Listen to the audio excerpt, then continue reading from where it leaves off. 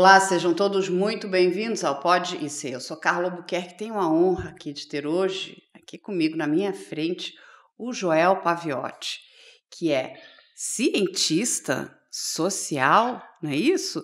E um grande historiador também, né? É professor de história, estudou história, que é uma das matérias que eu mais adoro. Eu digo que a história ela acompanha a gente em toda a nossa vida. Porque qualquer coisa que você vai fazer tem história, não é? Até se você quiser fazer uma viagem de turismo, tem história também. E quando a gente entende a história, a gente passa a viver num mundo melhor, a gente passa a contribuir. Então, história é muito importante. Tem muita gente que não gosta, mas eu digo que história é fantástica. Parabéns pelas suas escolhas, Joel, e seja muito bem-vindo. Obrigado, Carla, obrigado pelo convite. E é isso, né? A história, você pode não gostar da história, mas ela tá com você, porque existe a sua própria história, né? Exatamente. E me conta, como é que você foi escolher essa área? Cara, na verdade, assim, eu vim de família pobre, né? E a gente não tinha muito uma cultura universitária, né? Sim, acho que eu provavelmente fui o primeiro da minha família a entrar numa faculdade. E eu gostava de ler desde criança, minha mãe sempre incentivou o ato de ler. Top essa mãe, hein? Cara, ela sempre tinha aqueles livrinhos da Sabrina, livrinhos de romance, que ela fazia questão de deixar no banheiro para sempre falar assim, ó, eu tô lendo, então vocês precisam ler também. Para não ficar largado nas periferias lá, tendo influência ruim, minha mãe fez uma carteirinha da biblioteca e fazia eu ir na biblioteca na parte da tarde. E aí eu fui pegando amor pelos livros. Aí eu saí da escola, né, do ensino médio, fui trabalhar em uma firma. E aí eu cheguei na firma para trabalhar e eu vi que não era aquilo que eu queria, cara. O patrão em cima, enchendo o saco e produção, e trabalho muito duro, e pegar ônibus 5 horas da manhã e tal. Eu falei, pô, eu vou precisar estudar. Aí juntei um dinheiro, fiz cursinho, entrei na universidade pública, estudei na universidade pública, saí, fui para sala de aula, peguei um cargo público de professor, fiquei anos na educação pública, e aí a gente montou o canal e estou no canal agora. E que legal, então você trabalhou muito tempo com alunos? Trabalhei 12 anos com estudantes do ensino fundamental e médio. Dando aula de história? História e sociologia. E aí me conta uma coisa, me conta da tua experiência com esses alunos. Cara, e com a história, e como que a gente está... terminar aqui a pergunta para você, porque a gente está avançando em termos de modernização, inclusive, né, da sala de aula, e não digo só de tecnologia, mas de repensar essa sala de aula para fazer com que os alunos gostem daquele ambiente, gostem de estudar. Olha, esses 12 anos que eu fiquei na educação, mais ou menos de 2011 a 2023, vamos colocar assim, acredito que foi esse tempo.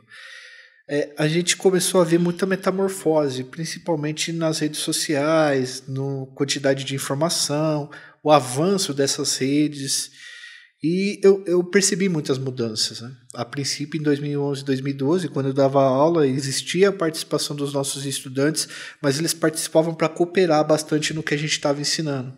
Então a gente trazia o conhecimento, compartilhava com eles, construía junto, mas eles cooperavam para a gente aprender mais. 2016, 2017 para frente, eu comecei a ver que muitos alunos eles questionavam de forma vazia e negacionista o que a gente ensinava em história e sociologia. Então eu comecei a perceber que muitas informações chegavam para esses alunos, informações vazias que muitas delas não faziam nem sentido, e o negacionismo começou a ganhar bastante força. Na pandemia isso se intensificou. Não sei se por conta de falta de controle de informação, de desvalorização do trabalho do professor. Então eu peguei essas duas fases de desenvolvimento, tanto quando as redes sociais estavam crescendo, quanto quando estava todo mundo inserido nas redes sociais, com 5G e essas coisas. Então eu percebi isso. Minha relação com os alunos, Carla, era uma relação muito boa. Tanto que eu comecei a dar aula com 20 e poucos anos, então eu tinha uma idade próxima a quem tinha 17 no terceiro ano do ensino médio. Então eu sempre procurei falar a linguagem deles, estudar sobre as gírias que eles falavam, cantores que eles ouviam, música que eles conseguiam ouvir, Quando ficou uma indústria cultural mais pulverizada, com as redes sociais também, com as plataformas tipo YouTube, aí eu já não conseguia muito ter mais diálogo com eles, porque cada um estava vendo uma coisa, cada um estava numa bolha, e era muito difícil você entender isso daí. Antes era um pouco mais padronizado. Então eu percebo que não existe, que as redes sociais e o acesso à internet cotidianamente, toda hora, ele influenciou, impactou muito a educação, que se move de uma forma mais lenta do que as atualizações de um app, né? E aí, quando a gente está falando, e é muito importante isso que você falou, né? Porque a gente está falando de um mundo que hoje ele é digital. Sim. Toda informação está lá, boa e ruim, certa e errada. Enfim, a gente não vive mais sem um mundo digital, ele faz parte das nossas vidas, né? Apesar de ainda sermos analógicos, né? E isso aí eu digo, né, os mais velhos, porque os que nascem já são nativos digitais. A minha pergunta para você, quando a gente fala, né, de um mundo digital que eles têm muita facilidade, eles são nativos, eles, né, sabem manipular e mexer com essa tecnologia muito melhor do que nós. Mas não é só saber mexer, é saber usar. E aí eu te pergunto, você é professor também. Você, né, trabalhou com muitos alunos. E olha só, com uma faixa etária muito importante de pessoas, né, que é o ensino médio, fundamental e médio. Esses alunos não estariam precisando de educação digital? Sim, eu acho que duas áreas, tá? Duas frentes. A educação digital e a socioafetiva, tá?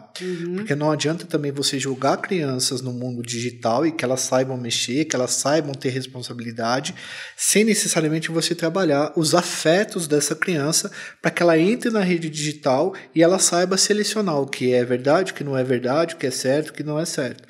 As fake news, por exemplo, elas têm uma característica de impactar nossos sentimentos e nossa afetividade primeiro, para gerar um viés de confirmação e uma pós-verdade.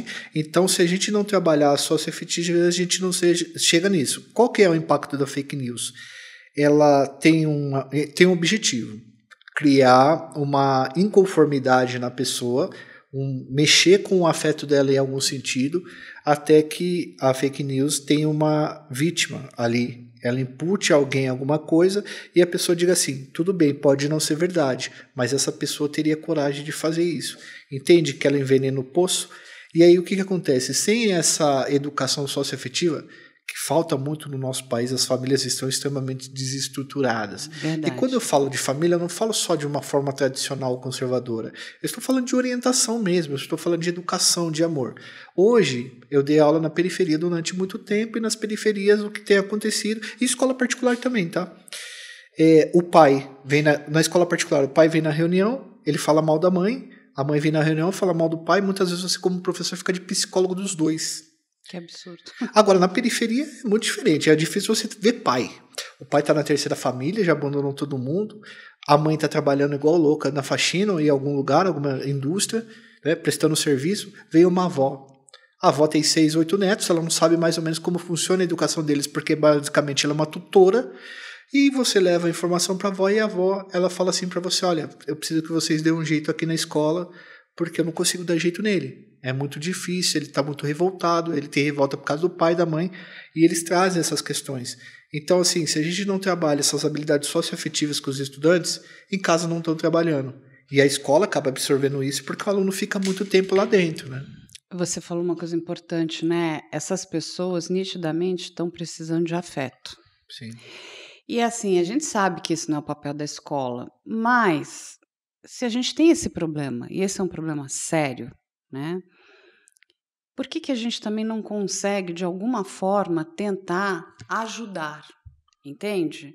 Eu sei que não é o papel do professor ele é o educador, é o que você falou. O professor muitas vezes está como psicólogo, às vezes faz o papel um pouco de mãe, de pai, faz o papel de família, porque eles não têm muita referência de família, tenta ajudar ali, né, criando, né, mecanismos para inspirar aquelas pessoas, olha, tem um futuro ali para você, coisa que ele não está recebendo dentro de casa, e a gente sabe a importância das famílias, quando elas são estruturadas, elas são, na verdade, um campo fértil para aquela criança, que é uma semente crescer forte.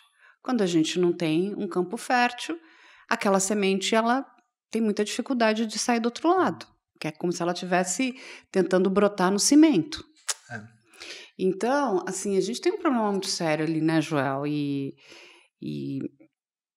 é triste quando a gente entende tudo isso. Porque essa pessoa, olha o que você está falando, ela tem... Porque, assim, para você aprender, sentar ali, se concentrar, ter gosto pelo que o professor vai ensinar, né? E quando a gente está falando, né, de educação formal, tem, enfim, matérias que são simples e matérias que são muito complexas. Se aquela pessoa não estiver se sentindo bem, ela não consegue nem absorver o que o professor está falando. Ela está simplesmente ali, né? Está ali, sabe, meio apática, porque ela tem que estar, não está absorvendo nada, porque está faltando muita coisa para ela antes. Então, eu entendo que é muito bonito a gente falar, olha, estamos colocando não sei quantas crianças dentro da escola, mas será que essas crianças, de fato, estão absorvendo aquilo tudo? Porque se está faltando isso aqui, que é tão importante, e a gente sabe o quanto é importante, olha você contando a sua história. Sua mãe preocupada, te inscreveu lá na biblioteca, deixava, mesmo que sejam... Eu acho ela está de parabéns, né? As pessoas falam, mas Sabrina, que fosse o caderno de esportes, qualquer coisa, ela estava incentivando vocês a lerem. E dentro daquilo que ela entendia que era bom. Perfeito. Mas está faltando até isso. Está faltando muita coisa, Joel. Carla, assim, ó, eu acho que a gente precisa fazer um diagnóstico temporal também sobre algumas coisas, sabe? Eu acho que a pandemia ela foi um ponto muito importante para a gente entender o impacto de uma geração antes da pandemia e depois. Basicamente, na pandemia, a gente ficou 2 anos com os estudantes sendo educados por internet. Basicamente. Sim. Ficaram fora da escola. Mesmo que a gente diga que houve aulas online, os alunos não prestavam atenção. Tanto que houve uma revolução. Atualmente você não consegue dar mais aquela aula expositiva em que você fica 50 minutos falando. Hoje em dia você tem que dar metodologias ativas em que o aluno tem uma participação maior, você não consegue ficar mais de 15 minutos porque não pega atenção. Ele não retém, né? Não retém até porque os meios dele conseguir informações é o TikTok, é o Reels, são tudo meios rápidos, muito rápido. Eu lembro quando eu saí da sala de aula em 2023, você passava um vídeo de 10 minutos, o aluno falava assim, pô, professor, não termina mais, e era 4 minutos que tinha passado do vídeo. E a gente tem uma geração que ficou 2 anos sem estudar. Basicamente. E 2 anos sem a convivência social necessária para um desenvolvimento humano, social. Mesmo que houvesse ali. E a morte, e aí eu acho que tem muito a questão da violência e dos afetos. A morte, ela ficou muito banalizada nesse período. Era todo dia 3.000 pessoas morrendo, 2.500 pessoas, 4.000 pessoas. A TV era o obituário. Politicamente não foi bem gerida essa questão. Verdade. Tá? Assim, os políticos mais simbólicos, eles começaram a desdenhar muitas vezes das mortes que estavam acontecendo. E os estudantes ficaram dentro de casa. Foi o período que mais teve divórcio. Um dos períodos que mais teve divórcio na história, que famílias foram mais desestruturadas, a quantidade de abuso. Muita violência também. Entende? Então, assim, a gente começou a ver que a escola era um ambiente talvez mais seguro para os estudantes e ele ficou 2 anos sem ir. O que aconteceu nesse período de 2 anos que a gente vai precisar repensar na educação? E está muito cedo, faz 2 anos que isso aconteceu, Sim. Na verdade 1 ano e meio.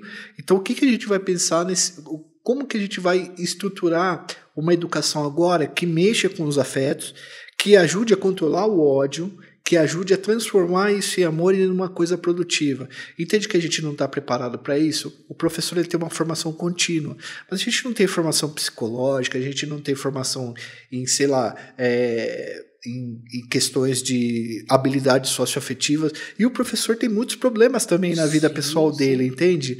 Então, assim, por exemplo, teve uma época que os alunos teve uma série de ataques aí a escolas. O ataque de Vila Sônia, que foi em 2023. Não, na verdade, foi 2023, isso. Eu me lembro do ano, me recordo do ano. e surgiu um boato que iam ter vários massacres coordenados em um determinado dia, que eu acho que era o nascimento do Hitler. Isso, infelizmente. Que Cara, é o mesmo de Columbine, isso. aquela... E aí, a coordenadora, onde eu trabalhava era coordenador pedagógico, né? A coordenadora que trabalha comigo é a Adriana, que é minha sócia, inclusive, no negócio, e a diretora da escola, a Aline. A gente passou nas salas conversando um pouco com os alunos, porque teve um aluno que foi encontrado com uma machadinha dentro da mochila, tá? Não, machadinha não. Ele fez várias ameaças e aí a gente precisou retirar ele da sala de aula e conversar com ele, e a gente descobriu que ele já tinha levado uma machadinha para uma outra escola que ele tinha, que ele tinha acabado sendo transferido compulsoriamente. E a gente passou para conversar com os alunos. Cara, e você olhava para os alunos assim, eles falavam massacre com uma naturalidade. Professor, vai acontecer vários massacres, né, no dia 20 e tal, não sei o quê. E aí a gente sentou depois e conversou, falou, gente, alguma coisa está errada, porque eram para os nossos estudantes estarem muito assustados. E eles estão falando como massacre como se fosse um evento cotidiano da vida. A gente ficou muito preocupado com isso e a gente percebeu que há uma banalização da questão da violência. E, infelizmente, cara, a gente não sabe o que se passa naquela caixa preta de celular que acabou virando uma extensão do cérebro. Que mundos os nossos alunos estão acessando? Porque a educação escolar, ela é um tipo de educação pensada no projeto de nação no Estado. Mas a educação, ela não para, ela está em todos os momentos da vida da pessoa. Sim. Então, o moleque está num Discord da vida, num Telegram, ele está se educando também. A gente só não sabe de que forma, porque não é sistematizada e muito pouco controlada até pela própria plataforma. E isso vai trazer problemas sociais muito graves para nós. Por isso que é a questão, né, da importância de você ter uma educação digital, até para explicar isso. Mas, além da educação digital, temos essa questão, né, socioafetiva, que também é muito importante, porque ele vai procurar lugares de pertencimento. Então, de repente, ele é acolhido por um grupo com esses ideais completamente errados, porque ele vai receber ali atenção, porque no fundo essas pessoas estão desesperadas por atenção. E vai mexer com os afetos dela, só que os afetos ruins. E pertencimento. E dentro de casa ele não recebe a atenção que ele precisa, porque o que você falou, o pai não está em casa, a mãe está trabalhando, enfim, fazendo faxina, longas horas, desesperada para trazer ali. Ela trabalha, né, o dia para trazer a comida para o dia seguinte. Aí é assim que a gente sabe, não consegue nem ter um planejamento financeiro, porque ela está correndo dia a dia ali. Se ela não trabalhar, aquele dia ela não tem comida para o dia seguinte. Certo. A gente sabe que essa é a realidade de muitas famílias. E as famílias brasileiras, quando a gente vai pensar na periferia, é mãe, vó e os netos. Não, pai praticamente não existe. Ele só serviu para, né, trazer o filho para o mundo, no sentido biológico. Biológico, não social também. Ele não está ali, não está no dia a dia, né, pensando numa família. Que é um outro erro também, né? Que eu não sei onde é que a gente errou com esses homens. No passado, isso eu não sei diagnosticar muito bem, mas no passado, você ainda tinha em casa uma mulher submissa, e que ela aceitava tudo quanto é tipo de condição por questão de pressão social, e você tinha o cara que ficava em casa porque ele era cuidado pela mulher. A partir do momento que a mulher desenvolve uma autonomia maior, esses caras vão desaparecendo, e responsabilidade com a prole sempre foi muito mais da mãe, socialmente falando, do que do pai. O caso é que no passado a gente tinha um Waze da vida, tipo um Google Maps da vida. Uhum. O teu objetivo na vida era o seguinte: você crescia, você tinha que ter um emprego, você tinha que ser casado, ter filhos e comprar uma casa própria. Essa era a sua existência definida dentro de uma caixa Lego. Atualmente, a gente está perdido em relação a isso. Então a gente fica pulando de instituições e regras que a gente tinha. Então você vai lá e pula de um emprego para o outro, você pula de um casamento para o outro, você pula de uma casa para outra. Você tenta pegar essas orientações que a gente tem historicamente constituídas, e você está tentando circular por elas, só que o mundo mudou. Uhum. Então eu observo isso, e aí a gente volta na questão da educação, Carla. Como que a gente vai fazer uma educação para entender essas incertezas da vida? Que passou de um mundo com muita certeza, e eu falo mesmo nas classes mais periféricas, tá? Um mundo cheio de certezas para um mundo de total incerteza que fica se atualizando a cada 3, 4 dias, a cada 3, 4 meses. Não, o problema é muito grande e ele ainda vai ficar pior, Joel, quando a gente entende a dimensão do nosso país, que é um país de dimensão continental. E a gente tem dentro do Brasil vários Brasis. Dentro de São Paulo, você pega a cidade de Tiradentes, a expectativa de vida é 53 anos, e em Higienópolis aqui é 80. Mas quando você pensa no Sul, não é a mesma realidade do Centro-Oeste ou do Nordeste. São outras realidades, são outros problemas. E eu acho que e eu vou dizer que eu acho, porque realmente é só um achismo, eu não tenho, né, dados científicos, que se a gente não parar para entender que dentro do nosso, apesar da gente ter, né, uma grande federação, a gente precisa pensar de forma muito local. A gente precisa resolver, talvez, o pequeno para pensar no macro. Eu vejo aqui o tempo todo que a gente quer, sabe, alcançar o macro, mas a gente não resolveu nem o micro, nem o problema local.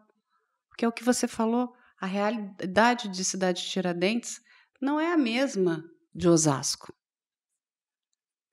Não é a mesma do centro de São Paulo. Eu acho que falta pra gente um pouco um projeto de país, de nação mesmo, em que os indivíduos sejam acolhidos e os grupos sejam acolhidos como verdadeiros brasileiros que produzem para o Estado e que precisam que o Estado forneça para eles, de certa maneira, seja com legislação, ou com materiais, ou com redistribuição de imposto, uma vida um pouco mais digna. A gente estava conversando aquele dia lá no Vilela, né, Carlos? Pô, cara, a vida do brasileiro comum é um inferno. Você pega o metrô, você acorda 3h30 da manhã, 4 horas da manhã, você pega o metrô, aí você acorda 5 horas da manhã, a mulher pega, sai lá de Cidade de Tiradentes ou sai do Capão Redondo para vir aqui no Morumbi para preparar o café da manhã de um cara que vai acordar meia hora depois ainda. Então ela deixa os filhos dela ali sem café da manhã para poder preparar o café da manhã de um playboy. E é uma vida muito injusta, é muito triste, o cara não evolui, ele não consegue comprar as coisas, ele trabalha muito, ele não consegue atingir uma prosperidade. É verdade. O cara muitas vezes quer comprar uma air fryer, ele vai fazer a conta na ponta do lápis de quanto que ele vai gastar energia para ver se ele consegue gastar isso, para gastar menos gás. Então a conta nunca fecha. E aí que eu falei para vocês, o que começa a acontecer? Jogos, cursos, coaches, pessoas que fazem promessas absurdas, enganando essas pessoas.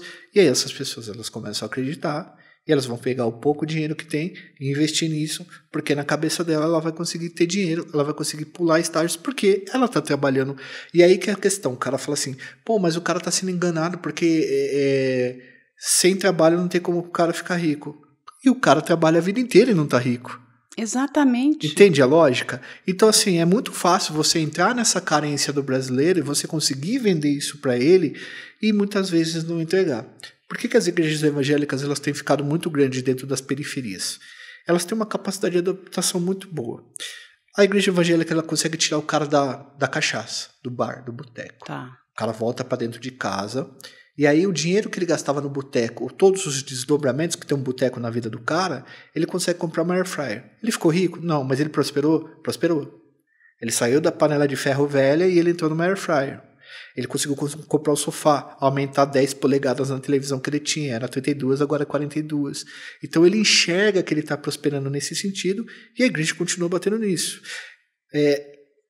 A população fica abandonada pelo Estado. O que acontece? A igreja vai lá, cria uma rede de proteção que o Estado não dá mais. E aí essa rede de proteção, em um determinado momento, ela vai cobrar de você poder político, poder de escolha, de convencimento. E é por isso que tem tantos pastores na política, tem o evangelismo no Brasil está ganhando muito espaço, o neopentecostalismo, a filosofia da prosperidade. E muitos desses brasileiros, voltando na educação, eles têm sido o término ali, a conclusão da alfabetização dele, que não teve na escola, vem através da Bíblia. Entendi. O cara lê a Bíblia, o cara ele tem uma noção de história, ele consegue fazer se empoderar de várias narrativas através do estudo bíblico, do que o pastor fala, dessa comunhão que ele tem com os outros irmãos. Não é por acaso que isso está acontecendo, entende? Então as pessoas elas precisam se juntar para poder sobreviver, para poder ter um sentido de de existencial e uma ideia de progressão na vida, de progresso. Isso está acontecendo nas pequenas igrejas, nas pequenas comunidades que estão se formando e por isso tem ganhado tanto espaço. Mas aí quando você viu tudo isso, né, e você tem bastante lucidez, né, e clareza do problema, e é bem interessante tudo que você fala, que você coloca, até porque você conhece, né, também muito essas regiões periféricas. Você montou um canal para poder chegar nessas pessoas também. Como foi pensado o teu canal, Joel? Ó, o nosso canal, na verdade, ele é fruto de um trabalho que eu já fazia antes na internet, que eram textos sociológicos e historiográficos. Então eu sempre pegava uma imagem, por exemplo, uma imagem de uma chacina que aconteceu em Acari. Tá. E eu contava essa história a partir dessa imagem. Então eu pegava essa microimagem e fazia uma análise sociológica sobre ela. Só que eu não ganhava dinheiro. Isso era um esporte um hobby, mas que um trabalho educativo, mas que demandava bastante meu tempo, né? Porque Sim, você tem que pesquisar. sim, você tem que corrigir as coisas, você tem que tomar Isso. cuidado com as palavras. Era um momento que estava muito inflamado uma militância que ficava em cima das palavras, encontrava qualquer palavra para te encher o saco, para te cancelar. Não, e não é só isso, né? É também para separar o joio do trigo, que é verdade, que é mentira. Tem que fazer uma investigação ali, né? Para trazer a informação correta para eles. A gente colocava referências, tudo isso para alguém roubar o texto depois e usar na página dele e crescer do mesmo jeito. E aí a gente fechou uma sociedade, eu e algumas pessoas, e a gente falou, vamos montar o canal no YouTube porque pelo menos a gente consegue divulgar mais isso e ganhar um dinheiro, né? Lógico, que tá correto. Sim. É lícito. Só que eu sempre me interessei pelo tema periferia e crime, tá? Tá. E aí a gente tentou fazer vários vídeos sobre outros assuntos, mas não bombou. Aí quando eu fiz o meu primeiro vídeo sobre um fundador do PCC, né, que é o Gileão, o vídeo foi para 1.700.000. A gente dormiu no outro dia, o vídeo acordou estourado e o canal com 40 mil pessoas. Eu falei, a linha é essa. Então você entendeu o que as pessoas estavam querendo receber de informação. Exatamente. E sempre assim, uma característica do nosso canal é que a gente trabalha com biografias de criminosos, com redes criminais, mas a gente sempre deixa claro que o crime não é o lugar para as pessoas estarem. Isso é importante. Sim, todos os vídeos que a gente faz, todas essas questões, a gente tenta não romantizar. Então a gente não usa, por exemplo, músicas de suspense, a gente não usa uma fotografia que dê assim, uma sensação mais cinematográfica. O nosso negócio é mais contar a história de forma crua, através do storytelling, mas sempre deixando claro que essas pessoas, no fim das contas, elas se ferraram. Mas aí você também quer trazer todo aquele pessoal que estudava com você ali, os teus alunos também. Explicar esse universo para eles. Tinha essa intenção quando vocês pensaram no canal? Na verdade, eu trouxe a experiência de ensiná-los para atingir esse público que são eles. É um público que a gente atinge, um público muito de periferia. Então, porque aí você está ensinando, está passando uma informação correta. Isso. A gente sabe, você acabou de trazer uma questão, né? Olha, o vídeo que a gente fez sobre, né, um traficante, e a gente sabe que o tráfico está na periferia também. Infelizmente, porque o Estado, né, não está fazendo seu papel, então o tráfico ele vai entrando. Ele faz o papel que o Estado não faz. E você trouxe também assuntos que fazem parte da vida daquelas pessoas, direto ou indiretamente, aquelas pessoas são afetadas, correto? Correto. E assim, por exemplo, histórias do Rio de Janeiro, as pessoas conviveram com o traficante lado a lado, elas conhecem a história. E elas ficam impressionadas como a gente traz essa história para dentro do canal. Falou assim, pô, vocês registraram essa história, eu vi ela acontecendo, então traz um sentimento de pertencimento. Lá no Rio de Janeiro, quando eu vou, muita gente me conhece. Por quê? Porque eu conto aquela história e o cara se sente pertencente àquela história. E eu acho que é um dos problemas da história do Brasil. A história do Brasil foi uma história contada sem o povo, sem a população. Eu ia falar exatamente isso. Então você conta a história em geral, né? História em geral. Aí você conta isso, na verdade, exatamente. Pô, você conta a história europeia, o cara fala de Napoleão e da guerra, mas não fala do cara que morreu lá. Não fala enfim, das pessoas. A gente está sempre falando, né, dos grandes guerreiros, dos nobres, mas a gente não está falando. Tem um livro que é muito bom, quero lembrar o nome dele, eu li ele tem pouco tempo, ele vai falar dos grupos marginalizados, que eram as mulheres, os marginais e os operários. Essas pessoas não existiam. Não, Os Bestializados, do José Maria de Carvalho? Não, é de uma francesa. O livro é muito bom. Eu vou lembrar o nome. É que a gente... É tanta coisa na nossa cabeça, nosso HD vai enchendo ali, né, Joel? Mas é um livro muito, muito bom. E ela vai mergulhar e ela consegue, né, muito material de pesquisa e ela vai contar a história das mulheres, dos criminosos e dos operários, que eram pessoas que, enfim, ninguém falava deles. A Revolução Francesa, por exemplo, você ouve falar do Robespierre, do Marat, enfim, depois do Napoleão Bonaparte, que cessa, né, teoricamente cessa, e leva a Revolução para outros lugares, mas, na verdade, as mulheres, por exemplo, os sans-culottes, as mulheres ali, que elas foram importantíssimas para essa Revolução. Elas deram a base para essa Revolução.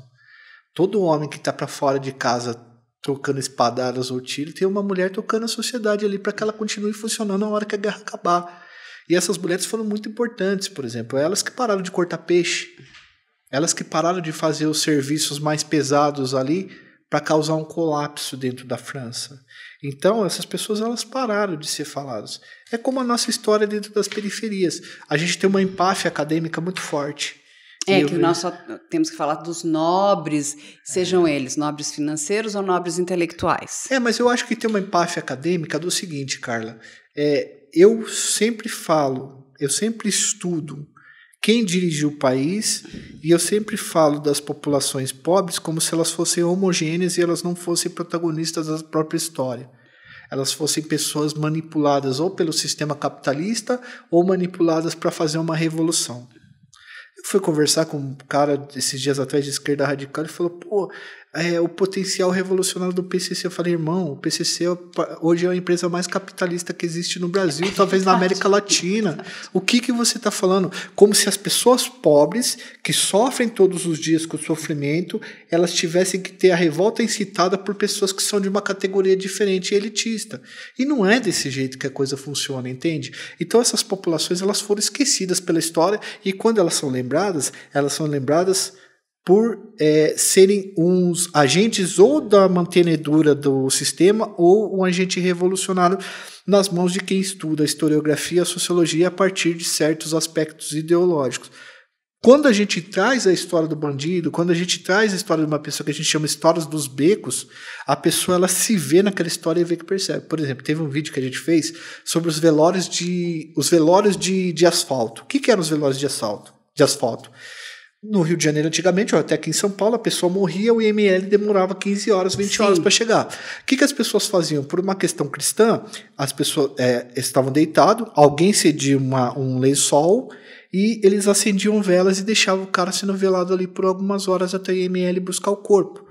Quando eu falei desses velórios, muita gente mexeu com o afeto de muitas pessoas que falaram, eu vi isso na minha infância, na minha adolescência, eu não tinha noção que isso era um contexto social, eu não tinha noção que isso era uma questão de falta de investimentos públicos. Muito importante isso, né? A gente está fazendo aqui um que é bem legal também, a gente está fazendo um que é ligado, né, a todos os crimes que os caminhoneiros sofrem, que também é uma outra classe de pessoas que é completamente ignorada. E que move o Brasil. Eles têm... Eu já estava conversando com um, né? E eu acabei ficando amiga deles, né? Gosto muito deles.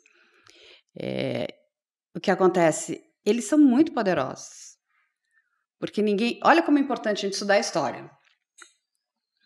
O que acontece? Quando aquele nosso querido, maravilhoso, incrível presidente, né?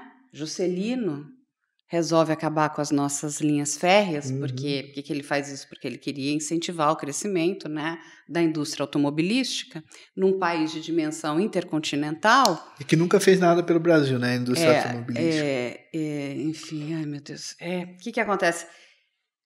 A gente passou a não ter mais o trem, olha que absurdo. Então, a gente só tem carro, caminhão, ônibus e o avião. Porque mesmo o nosso transporte marítimo é muito precário. E a gente não tem o trem, mas você imagina, a gente poderia estar com o Brasil todo interligado, né, em linha férrea. Mas foi graças àquela abominação, né? Eu tenho ódio desse homem por conta... tá vendo como a gente tem que estudar história? E aí o que acontece? Hoje, todo o transporte, a boa parte do transporte, tem uma pequena área de linha férrea que carrega, mas... Geralmente minerais, né? O que acontece? É através dos nossos caminhoneiros, que arriscam suas vidas. Os crimes que eles sofrem são horríveis. Dirige 48 horas seguidas para conseguir levar dinheiro para casa e comida. Eles estão em exposição à violência o tempo todo. E não é só violência criminal, é a própria violência das estradas, no sentido que a gente vai encontrar estradas ali muito mal conservadas. Eles precisam fazer tudo o percurso num tempo, né, menor, porque eles dependem daquele dinheiro de levar algo de A para B, então eles estão em risco também. São muitos os riscos. E eles são ignorados, mas fica a dica aí que eles são muito importantes, porque eles não estão tão organizados, porque se tivesse, estavam controlando o nosso país. Lembra quando teve aquela paralisação? O caos que foi? Lembro. Foi um caos, gente, foi um caos. E assim, nem parou a maior parte deles, né? E a gente precisa valorizar essas pessoas que não são valorizadas. Essa é uma realidade. Cara, eu sempre falo assim, ó, quando você compra num site e tem entrega full, isso é um privilégio. Você comprar no site e amanhã tá entrega ou daqui a pouco. Mas todo privilégio gera um trabalho maior para alguém, que são esses caminhoneiros que fazem. Então, o abastecimento das cidades para que você possa comprar uma cerveja ou um café da manhã no mercado, numa padaria, é feito por gente que fica horas e horas em estradas. Arroz, tudo. Comprar um arroz, um feijão, a cebola que chega na sua casa, entende? A gente depende deles. E eles são esquecidos. Eles são esquecidos, assim. A quantidade de denúncia que a gente recebe deles... de tudo, sabe? Quantidade de crimes que envolve essa classe e ninguém faz nada. Só que eles são muito poderosos, gente. Muito poderosos. É que eles não sabem. Acho que sei lá, eu fico imaginando que o caminhoneiro só é lembrado quando ele tá atrapalhando o trânsito, né? Teoricamente. Tá andando mais devagar, tal, não sei o quê. Aí a galera lembra dele no dia a dia, mas na verdade ele é o abastecedor do mercado, né? Não, ele faz a nossa sociedade inteira funcionar. É o que a gente estava conversando. Ele vai levar combustível, ele vai levar medicamento, ele vai levar alimento, roupa, tudo, peças, né? Então, assim, quebrou uma peça no teu carro ou dentro da tua casa, está saindo de alguma fábrica que vai ser levada através de um caminhão para chegar naquele outro local. A gente está falando de mobiliário. A gente depende deles para absolutamente tudo. E também são marginalizados, porque também estão ali esquecidos. É um bom vídeo aí também pro teu canal, hein, Joel? Eu acho legal, cara. Vou falar da história dos caminhoneiros também. Não só, eu acho que talvez interessante seja o perrengue que esses caras passam. Eu acho que isso, lógico que fazendo uma homenagem para os caras, mostrando toda a importância e tal, mas algumas curiosidades sobre o trabalho deles, né? Sim, é importante que a sociedade entenda, né, que a gente está falando de seres humanos, né, de pessoas, e eles são muito importantes para a gente. E, infelizmente, por decisões erradas lá atrás no passado, nós poderíamos, gente, ter aqui o Brasil inteirinho de linha férrea, infelizmente não temos. As pessoas que têm condição de viajar, quando viajam, falam, mas eu fui para um país que é pequenininho e é todo interligado. Eu falei, pois é, tá vendo? E a gente está nessa coisa monstruosa que é o Brasil, que é gigante, né, agigantado, e a gente não tem um trem. O Brasil tem conexões fluviais naturais de rios, bacias que se encontram, rios que se encontram, que é usado, por exemplo, para o tráfico de droga, Rota Solimões, e a gente não usa para transportar mercadorias legais. Olha aí, tá vendo, Joel? Olha como é importante a gente estudar história. Eu já estou adorando aqui o Joel, porque eu adoro exatamente essa temática, quando a gente sai também, sabe, daquela coisa só intelectualizada, mas a gente começa também a estudar a questão do problema, e não só falar por falar, mas tentar entender por que a gente está vivendo este problema. Assim, um autor que me influenciou muito, Carla, é o William Foote White, da Escola de Chicago. Antropológica, né, de Chicago, não econômica lá, que esses caras aí dá problema. Que ele escreveu Sociedade de Esquina, né? Que é um estudo que ele fez sobre a delinquência dentro de um bairro. Oh, que legal! E eu acho que o Brasil ele é uma história escrita nos becos, ele não é uma história escrita lá em cima. Quem escreve a história do nosso país é a população mais pobre e é o que acontece aqui embaixo, porque é quem está ralando de verdade. Todas as decisões políticas, ela tem um impacto nessas populações, e a forma como essas populações reagem que, para mim, move a máquina. Sim, eles são muito importantes. A gente está falando, né, da grande, vamos dizer, a base da nossa pirâmide aqui. Essas pessoas são muito importantes, muito, muito. É que, infelizmente, elas não sabem o quanto elas são importantes. Por exemplo, na época que começou aqueles programas de redistribuição de renda, primeiro com o FHC, Bolsa Escola e tal, e depois que o PT reuniu tudo isso daí, fez o Bolsa Família. Muitas cidades pequenas, microcidades, conseguiram desenvolver o seu comércio interior ali, porque o cara começou com uma vendinha, de repente chegava o dinheiro do Bolsa Família comprando as coisas ali, girava a economia, ele crescia esse mercado, aí ele montava um outro mercadinho. No Nordeste existe um trabalho da Valquíria Leão Rago, que ela fez, é uma professora da Unicamp, sobre como o Bolsa Família foi libertador para as mulheres no Nordeste, por exemplo. Que elas eram totalmente dependentes e submissas aos maridos por questão patrimonial e financeira, e como é ela que gerencia o Bolsa Família, ela conseguiu uma liberdade e uma autonomia maior para poder ali ter uma voz dentro da casa. E como isso modificou. Então entende que é uma política, mas o impacto e a mudança veio através de baixo? Sim. Veio como essas pessoas gastaram e tal. E aí que eu coloco para você. E às vezes você dá muito pouquinho, né? E aquela pessoa multiplica aquilo de uma forma incrível, né? Porque aprendeu a fazer esse tipo de economia de multiplicação do pouco, né? É sempre um peixe para multiplicar para muita gente. É muita gente que está na montanha e você só tem um peixe.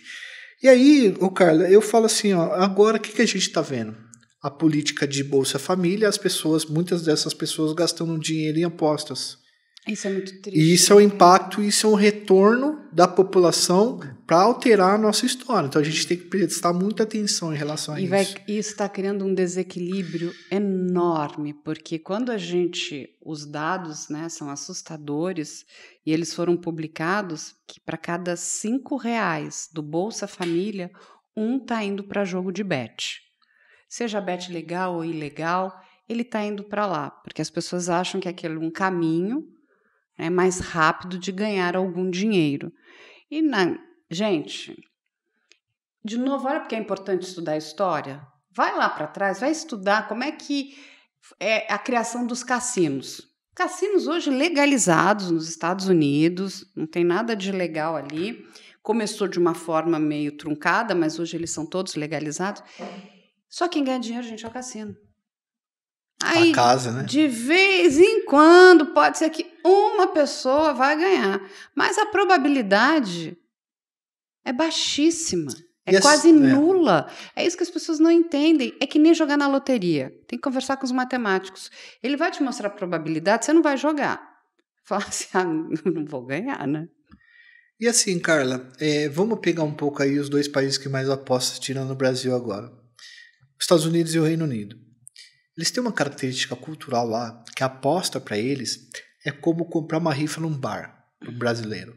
O brasileiro está no bar, aí solta uma rifa lá de frango, ele compra lá uma rifa com R$5 e pronto, é o que ele fez. Ou o jogo do bicho. Eu passo todo dia de manhã, faço minha fezinha, no final da tarde sai o bicho e eu vejo se eu ganho ou não, toda semana. Ou eu estou no bar e simplesmente eu faço isso. Então lá eles enfrentam como essa forma. No Brasil, é como você falou, a gente tem se adaptado e absorvido a questão das apostas como uma forma de pular a etapa para ganhar dinheiro ou simplesmente nem ganhar dinheiro para ficar rico. Eu não estou falando disso. Eu estou falando de você fazer um churrasco no final de semana, porque é o dinheiro que não está sobrando para o lazer e é tentar ali fazer 50, 100 reais para você poder comprar uma carne, mesmo que de segunda, para você ter o lazer no final de semana.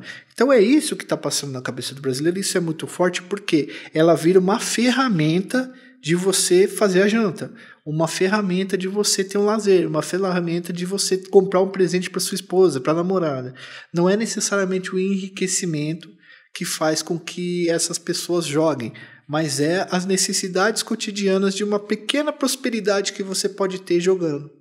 E tem muita gente que ganha, realmente, a casa não só tira, ela dá muita coisa. No jogo do bicho? Não, nas apostas mesmo. Nas apostas. Só que o problema é que você vai perder, porque é uma casa, é uma empresa, é um negócio. Não tem como esse negócio funcionar se eles não ganharem. Então, de determinada forma, muitas vezes você ganha, mas você começa a apostar mais. Você começa a se endividar. Esses dias a gente fez uma live com a Cecília Dassi, que é uma psicóloga que está estudando a questão do jogo patológico, né? E ela falou, cara, que sabe o que é mais difícil no vício em jogo, na adicção em jogo? É que a família e a rede de apoio demora muito para descobrir que o cara tá viciado. Sim, e a pessoa não entende o problema do vício, porque hoje a sociedade entende uma pessoa que é viciada em álcool, e substâncias, bebida, né? Em drogas, mas você fala, mas viciada em jogo, isso existe. As pessoas não entendem que é um vício. E aí e o que acontece? Aquilo hoje é completamente programado, porque diferentemente, inclusive, de um cassino, né, ou de um jogo de cartas, que a gente está jogando no mundo real, que é tudo diferente. Ali, inclusive, a programação, o código-fonte daquilo, misturado, né, com questões de inteligência artificial, do algoritmo, ele sabe exatamente o que ele tem que fazer para te deixar e te manter mais tempo ali dentro. E é lógico que ele vai colocar travas para você não conseguir tirar aquele dinheiro. O que você ganhou, você joga mais, porque ele vai te dar aquela falsa sensação de que você vai ganhar mais. E você começa a perder. A gente aqui, infelizmente, né, a gente recebeu aqui vários casos de pessoas que acabaram cometendo autoextermínio, porque a dívida que elas conceberam por conta da adição no jogo era impagável. Então, de repente, uma pessoa que recebe um salário mínimo e meio está devendo 650 mil reais. Como que ela vai pagar essa dívida? E ela sai fazendo dívida no cartão da família inteira, comprometendo, sei lá, o pouco que a família tem, sei lá, algum imóvel. Ela vai pegando dinheiro emprestado, com agiotagem. Então, quando ela se vê naquela situação, o que acontece? É melhor ela ir embora para ver se ela resolve o problema. Então, as pessoas estão entrando num estado de pânico, de ansiedade, e elas acham o seguinte, então, eu vou jogar talvez porque eu ganhe para poder pagar toda aquela dívida que eu tenho, e não vão ganhar. Aquelas pessoas vão perder. Infelizmente, eu também conversei com vários psicólogos e eles me falaram, o vício, a adição em jogo, ela é pior do que a da droga, do que a da bebida. E a droga, a gente ainda... é muito rápida. E a droga, a gente ainda tem um sistema... ruim ainda, eu acho, mas um pouco mais estruturado de tentar conter isso. A gente tem igrejas evangélicas que têm comunidades terapêuticas, a gente tem um pouco do SUS, o CAPS, mesmo que seja difícil ainda de tratar, ainda tem uma preocupação grande e ainda tem projetos sobre isso.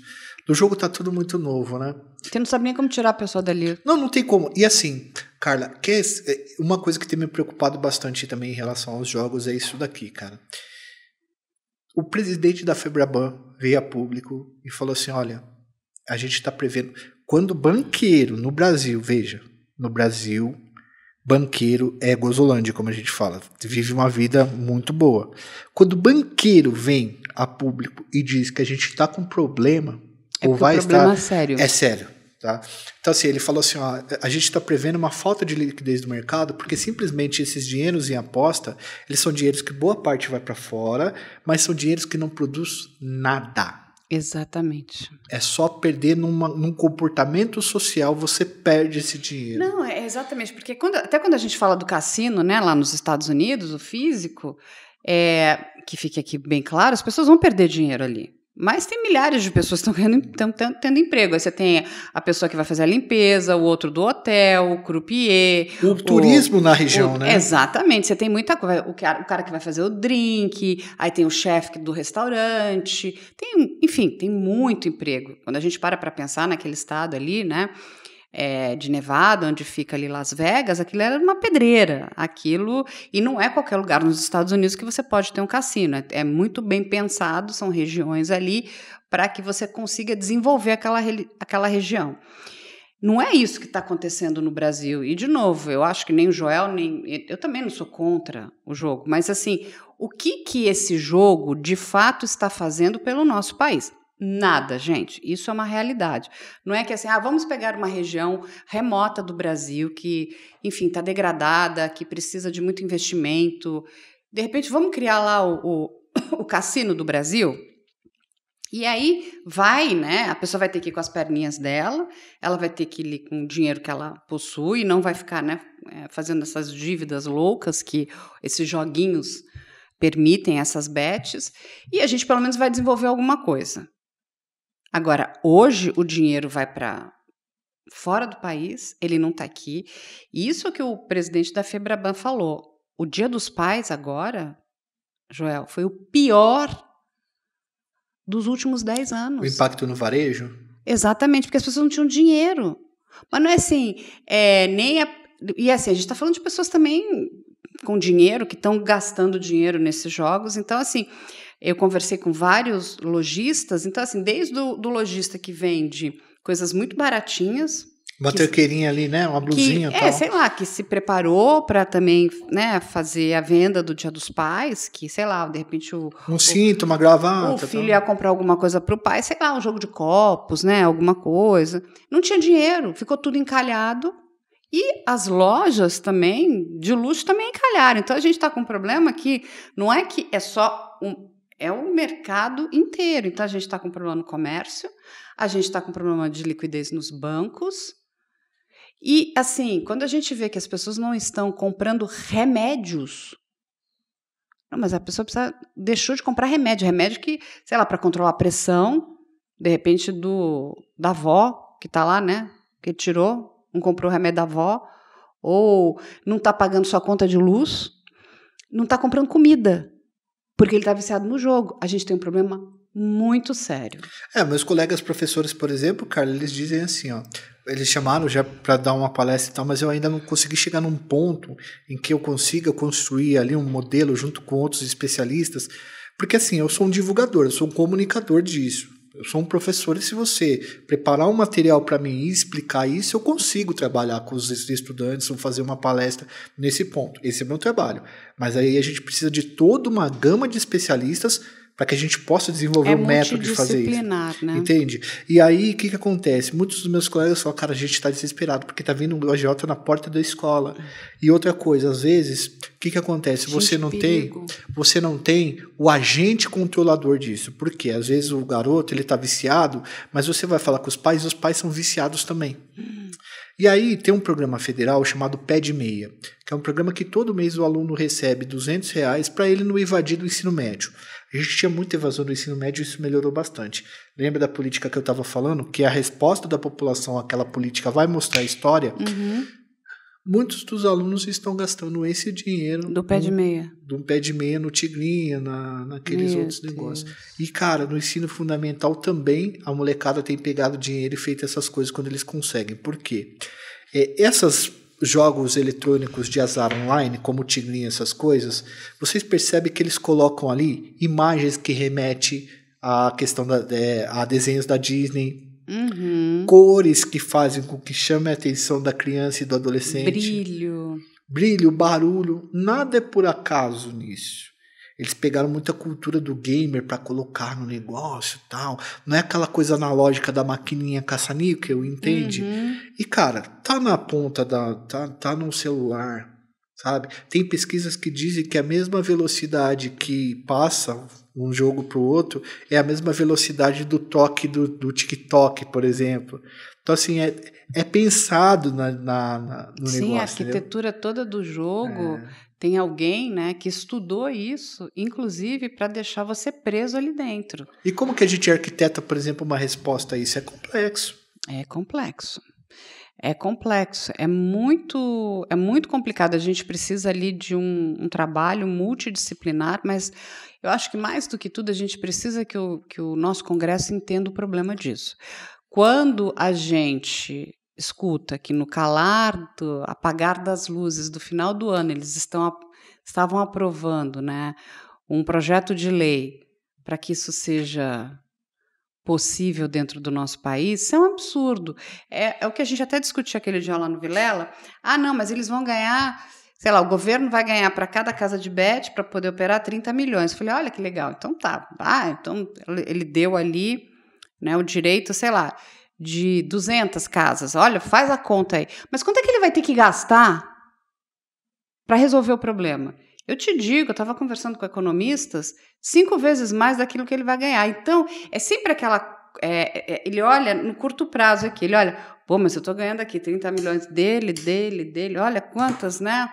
Quantas concessões que eu vou liberar. Que lindo. E a quantidade de pessoas adoecidas, a quantidade de famílias destruídas, o problema social que isso causa, qual é o impacto e o custo que isso tem num país do tamanho do Brasil?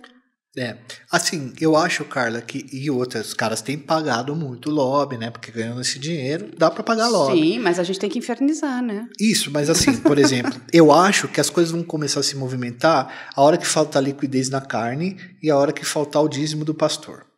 A bancada da bala e da Bíblia e do boi. A hora que eles começarem a perceber que estão tomando prejuízo nisso, você tem ali quase 1/3 do Congresso para mexer com isso daí. Mas eu fico pensando assim também, nesse ponto de vista que a gente está conversando aqui, a responsabilidade dos comunicadores e dos influencers também, né? Não, é uma vergonha. É vergonhoso, cara. A gente tem que começar a dar nome aos bois, a botar rosto em quem tá fazendo isso. Porque daqui uns 5, 6 anos, o cara ficou milionário com isso e a pessoa precisa lembrar do rosto dele e falar assim, você trouxe essa praga, você validou essa praga. Você validou. Você pode não ter sido dono da empresa, mas você foi o rosto que vendeu isso. Eu não sei você, mas eu sei que logo que isso chegou, Joel, eu fui uma das primeiras, eu comecei a meter o louco. E todo mundo, cara, eu falei, isso aqui não é digno, isso aqui não é direito, sabe? E você deve ter recebido, eu recebi também milhares de convites, né? Eu falei, muito obrigada, eu ainda queria correr atrás para saber quem que estava atrás daquela conta para poder denunciar para a polícia, porque eu adoro pegar, né? Eu falei, olha, cara, isso aqui é ilegal, você está me oferecendo aqui uma proposta ilegal e assim, eu não vou aceitar. Assim, gente, como é que alguém pode querer ganhar dinheiro na destruição do outro? Eu não consigo entender. Isso não é um bom dinheiro. Não é, gente, não é um bom dinheiro. Ah, mas é um dinheiro maravilhoso. Não tem nada de maravilhoso. É um dinheiro que está destruindo muitas outras pessoas. E olha como o mecanismo ele é cruel. A proposta que muitas pessoas não sabem é que esses influenciadores aqui, quando eles te dão o código deles, tudo que você perde e quem está ganhando é a casa, eles vão ficar com um bom percentual. Isso é pilantragem. Que pode variar de 20% a 40%. Ou seja, olha só por que eles vão enriquecendo. Porque você está perdendo dinheiro, mas ele está ganhando. E ele usa a influência, né? Essa grande... E ele quer que você perca. Esse grande privilégio de comunicação que é íntimo, seu com o seu espectador, você usar para você fazer isso. Eu fui cobrar um dos influenciadores que começaram a divulgar isso, mas cobrar assim no sentido de conversar. Falei, cara, você não acha meio tal fazer isso? Porque a gente recebeu proposta, R$100 mil, 3 inserções no canal e tal. E ele falou assim, não, mas eu falo pro cara não jogar o dinheiro do dia a dia dele, jogar só se sobrar dinheiro e tal. Falei, irmão, é como você fazer propaganda do cigarro e pedir pro cara fumar um cigarro por dia. Não vai funcionar, mas essa é meio que uma desculpa para poder legitimar esses ganhos em cima dessas plataformas. Até para ele aplacar a culpa dele, sabe? Porque a culpa é uma coisa horrível, né? Quando você entende que aquilo que a gente está assistindo é um retrato de um problema que você ajudou a criar, aquilo é horrível, porque é uma questão de consciência. Eu vou dormir tranquila no meu travesseiro, porque isso eu não vou fazer, entende? levar uma pessoa para o vício, um vício de destruição, seja ele ligado à droga, ligado à bebida, ligado a jogo, isso não está correto, entende? Assim, não é. E, de novo, isso não traz benefício nenhum para o nosso país. Nenhum. O jogo do bicho é ilegal, mas pelo menos o dinheiro fica aqui, entendeu? É errado também, mas a banca lá depois, né? O dinheiro tá. As pessoas vão lá e pagam, né? Ao vivo e a cores, não é isso? O jogo. Eu acho uma inconsistência que você liberar bets e jogos eletrônicos online e você não liberar o jogo do bicho. Eu também, eu acho isso uma hipocrisia. Ponto. Dito isso, né? Agora, eu não sei qual é a diferença de uma coisa e da outra, né? Cara, também quer ver uma outra coisa que eu acho que vai dar pra ruim? Mim tem crime ali dos dois lados. Você sabe uma coisa que eu acho que o governo ele vai se mexer também de certo momento, cara? Porque isso já está atrapalhando, por exemplo, a loteria. O cara não vai jogar mais na loteria, ele vai começar a jogar nesses jogos aí que tá no computador, no celular. O que ele tá achando é que, não, essas empresas vão ter que estar registradas no Brasil e elas vão ter que pagar impostos. Como é que o governo pensa? A gente entender como é que o Estado pensa. Certo. Ele pensa na arrecadação. Isso aqui vai me dar muita arrecadação? Ele está fazendo essa conta, Joel. Ele vai ter que me pagar licença, depois ele vai ter que me pagar imposto, vai jogar o imposto lá para cima, então ele está vendo, nossa, a gente vai ganhar muito dinheiro. Será? Aí você tem que ver o outro lado. Não, eu vou fazer, sei lá, vou tributar essa caneca, vou ganhar muito dinheiro. 35%. Mas essa caneca aqui vai me trazer algum prejuízo social? Não, não vai. Então a gente vai ganhar dinheiro, então tá bom, vamos embora na caneca. Agora, o jogo tem um prejuízo gigante social, um prejuízo de saúde. Até difícil de calcular. E aí, só que, de novo, né? Aí esse é o problema também das pessoas que sentam nessas cadeiras. Elas não conseguem nem enxergar o tamanho do problema, e o problema é gigante. Ele está pensando de novo no curto prazo. E assim, só que a gente não está falando de algo de longo prazo. Se esse é curto, o outro tá um pouquinho só avançado aqui, né, Joel? Mas ele vai chegar. E ele vai te morder. E a gente sabe como o político pensa também, porque o político gosta de reeleição, né? Então, se você gosta tanto da reeleição, entenda o seguinte, que o problema está lá. Se aprovar uma PL dessas, sem pensar no impacto social, no impacto de saúde pública, no impacto, né, de economia que um problema desse vai trazer para o nosso país, meu amigo, você não se reelege. Ainda tem isso também. Então, se é só política para essa gente, porque, né, eu tô pensando... Perpetuação no poder, né? Que eu preciso daquele cargo de novo, que eu tenho, né, meu gabinete cheio de assessores, né, cheio, né, das minhas emendas e não sei o que lá, cheio do meu poder político, você está colocando, inclusive, em jogo o seu poder político. Porque não é um problema lá na frente. O problema está aqui, ó. E ele vai... Porque a população a sociedade vai cobrar. Vai. Como que você deixou isso aqui acontecer? Porque a gente você vai ler a lei, eu não sei se você já se deu o trabalho de ler lei, já. Mas eu olho assim, eu falei, nossa, né? Quem que escreveu isso? Porque parece que vive, às vezes, na Suécia. E assim, né, Carla? Não conhece nem o Brasil. Tem essa dissonância cognitiva de que existe a legislação e existe como o brasileiro aplica essa legislação. Porque, na verdade, o que está no papel não necessariamente é o que acontece. Vamos lá para o negócio do Bolsa Família, por exemplo. O governo proibiu, muito bom, de que casas de apostas passem o cartão do Bolsa Família. Legal. Mas aí eu vou num lugar que passa o Bolsa Família, eu deixo 20% pro cara, pego 20% a menos e eu vou torrar lá. Você faz o ágio. É o comércio paralelo, né? Isso, que tinha na época do Sarney, exatamente. Tipo assim, o cara vai dar um jeito de burlar isso. O brasileiro inclusive o brasileiro é muito bom nisso. Olha, eu vou te contar. Uma vez a gente entrevistou uma mulher e ela é uma garota de programa. Sim. Ela recebia dinheiro do Bolsa Família. Dos clientes. Os clientes pagavam com o Bolsa Família. Olha para onde vai o dinheiro do Bolsa Família. E assim... Pelo menos ela vai comprar maquiagem, alguma coisa ainda, né? Mas eu tô dizendo assim, aquilo ali não foi dado para aquela família poder comprar alimento. Aí é que o cabra tá usando o dinheiro que deveria ser usado ali na sua família para o seu prazer pessoal e prazer sexual. Nada contra a mulher que está ali, né, coitada, né, tentando ganhar um dinheiro. Mas eu digo, olha o que a pessoa pegou o cartão do Bolsa Família para pagar garota de programa. E assim, e de repente o filho está lá sem comida. E assim, cara, teve uma coisa que eu conversei também com a psicóloga, que é em relação ao lance do aplicativo, né? Sim. Antigamente, as maquininhas caça-níqueis eram um problema muito grande. Só que o cara tinha que sair de casa, ele tinha que trocar dinheiro, ele tinha que ir na maquininha. Hoje, você pega esse celular aqui, desse lado aqui tá o aplicativo do banco e desse lado tá o joguinho. É rápido. 2 cliques no banco para fazer o Pix, 1 clique aqui para jogar. É muito rápido. É muito rápido. Não tem como você conter isso, a não ser como uma proibição, uma regulamentação muito forte em cima disso. E eu acho que principalmente educando. Eu acho que essas pessoas que hoje, né, fazem publicidade dessas bets, elas precisam ser responsabilizadas. Né? Eu acho que isso tem que ser proibido. Você não tem que publicizar isso. Pois são influencers milionários. E só ganhando. E se você parar para ver como é que essas pessoas ganham dinheiro, porque uma coisa é o seguinte, que você, Jó, fique milionário, mas você cria um canal, você está lá ensinando história, contando, né, a história do nosso país, das pessoas, está tudo certo, é lícito. Agora, uma pessoa ganhando dinheiro na desgraça alheia ou vendendo mentiras, isso não está correto. Não, Entende? Eu não tenho problema nenhum que as pessoas ganhem muito dinheiro, eu quero que as pessoas ganhem muito dinheiro, mas não enganando o outro. Quando você vai olhar, como é que essa pessoa ganhou isso?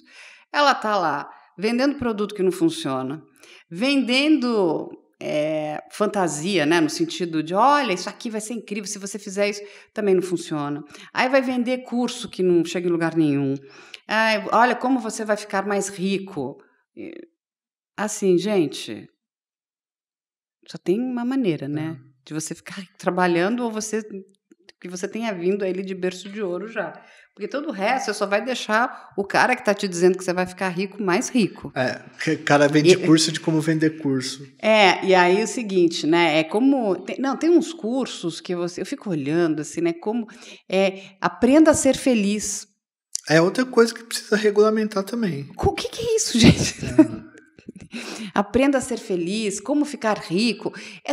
São coisas, está vendendo fantasias, tirando o dinheiro daquela pessoa que está numa situação de vulnerabilidade. Porque se uma pessoa chegar e dizer, eu vou te ensinar, aprenda a ser feliz, eu falei, como é que é? Entende? Não, né? Eu até posso estar num momento difícil, eu vou procurar profissionais sérios. Aí vou conversar com psicólogos, né, com pessoas da área para entender o que está acontecendo comigo. Eu não vou procurar um coach de aprenda a ser feliz, né? E assim, Carla, essas pessoas, elas são parasitas, muitos deles, porque... Sim, porque... Amei. É de interesse dessas pessoas manterem o maior problema do Brasil, que é a desigualdade social gigantesca que tem aqui. Sim. Por quê? Porque a partir da desigualdade social, você fomenta ainda mais a vontade do cara de ficar rico. Se você pega um país que quem ganha mais mal é 3 mil euros e quem ganha melhor é 10 mil euros, o cara não vai ter essa fome de ficar milionário, porque ele sabe que a sociedade ela se estrutura com mais equilíbrio. Agora, aqui no nosso país, em que você vê um cara comprando um avião, uma influencer que dá um avião pro marido, e aí você tá pobre, essas pessoas o que elas vendem é desejo. E vendem uma fantasia, né? Porque vendem mentiras. Então, assim, eu acho também que nós tínhamos que parar para pensar, inclusive na nossa legislação, a questão de você vender essas ilusões, essas mentiras. Porque quando a gente escuta que alguém está enriquecendo, vendendo uma fórmula mágica de sucesso que não existe... Eu não sei se tem uma golpista italiana, ela é muito boa. A série dela está na Netflix, não sei se você já viu. Não sei. A Vanna Marchi. Não. Gente, é muito bom, assista, você vai adorar.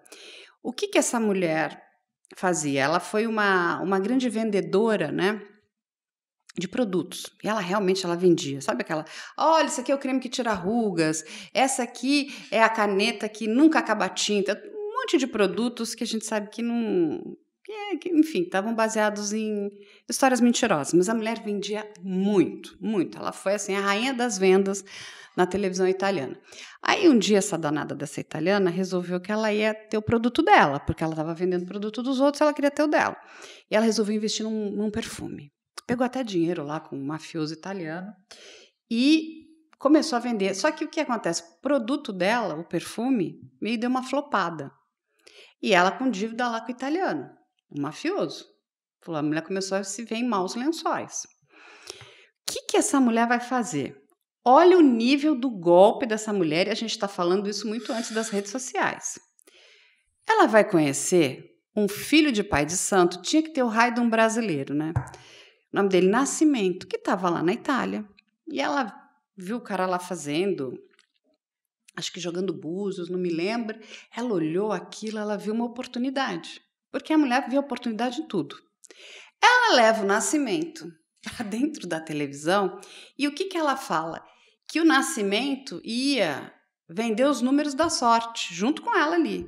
Então, que quem comprasse ali ia receber o número de ganhar na loteria. É mais ou menos como se fosse o jogo do tigrinho. Umas pessoas acreditam nisso, cara. Aí, não, mas calma, você não está entendendo. Aí, só que tinha toda aquela coisa aqui para o italiano, é que a gente aqui está muito acostumado com esses rituais, né? E principalmente dessas religiões de matriz africana.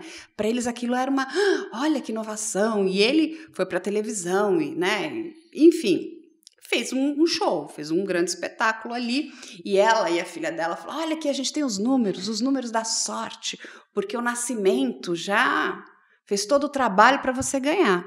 E as pessoas começavam a comprar aqueles números. O que acontecia? O óbvio, né? Ninguém ganhava, porque aquilo era um golpe. E aí o que a danada da mulher fazia? Porque o golpe não parava ali.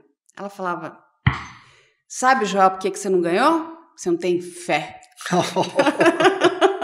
Aí vai mexer naquela caixinha complicadíssima da pessoa, que é a caixinha da fé. A caixinha da fé, gente. Ai, que raiva. Ela te responsabiliza por você ter caído no golpe dela e ter se ferrado, cara. E aí ela fala, você não tem fé, mas eu vou te ajudar. Sabe o que você vai fazer? Tô aqui com o Nascimento, e o Nascimento, né, fez um trabalho aqui, temos umas pedrinhas, temos uma aguinha, temos um salzinho. E essa danada dessa mulher começou a vender um monte de bugigangas, de coisas que ela dizia que o pai de santo, o Nascimento, né?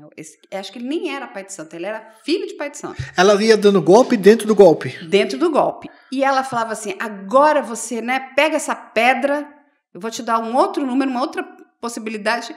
E só que ela vendia o número por um valor X. Todo esse monte de quinquilharia, ela ia aumentando o preço. Nossa, que fita, hein, Carla? Entendendo? E aí, o que acontece? Inclusive, para ficar inalcançável, e se a pessoa não comprasse, azar é seu, porque eu tô te dando mais uma oportunidade, viu, Joel? Mais uma oportunidade, vem aqui comigo. Mas, às vezes, a pessoa não tinha nem o dinheiro, então ela parava de reclamar, porque ela acreditava que ela não tinha fé, e ela não tinha dinheiro para poder comprar o resto das bugigangas. Mas outras pessoas compravam. O que ela viu ali? Uma grande oportunidade. E, ao invés dela estar recebendo as chamadas, ela começou a cadastrar todo mundo que comprava.